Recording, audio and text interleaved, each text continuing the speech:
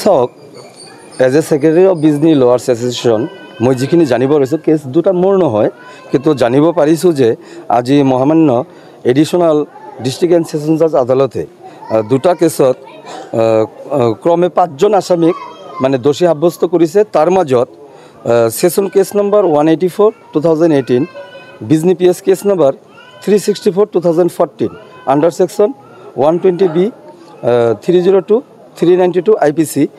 এই কেছটোতে 3জনক দোষী সাব্যস্ত কৰিছে আৰু 2জনক যাৱজ্জীৱন কাৰাদণ্ড বিহিছে। তাৰ মাজত হ'ল এজন জাকিৰ হুছেইন আৰু এজন হ'ল মজিদ আলী, আৰু এজন আসামী one of the accused Asmat Ali, তেখেতক 7 বছৰৰ কাৰণে কাৰাদণ্ড দিছে আৰু লগতে 2জনক একুইটেল দিছে। আৰু এটা কেছ যিটো হ'ল session case number 158/2018, Bijni PS case number 182/1989 case under section 396 IPC। এইটো কেছত 2জন আসামী ক্ৰমে শংকৰ ৰাজবংশী আৰু ৰঞ্জিত ৰাজবংশী 2জনকে যাৱজ্জীৱন কাৰাদণ্ড বিহিছে।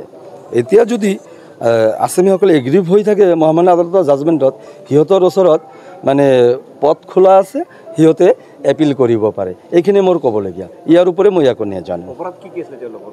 এইটো এটা আছিলে যে মাৰ্ডাৰ, যিটো 184 যিটো আছিলে এইটোত মাৰ্ডাৰ আছিলে আৰু মৃতদেহটো মানে গোপনৰ চেষ্টা কৰিছিলে, আৰু যিটো আছিলে 158 সেইটোত আছিলে হাউচ ট্ৰেছপাছ আছিলে, মানে ডাকৈতি উইথ মাৰ্ডাৰ আছিলে।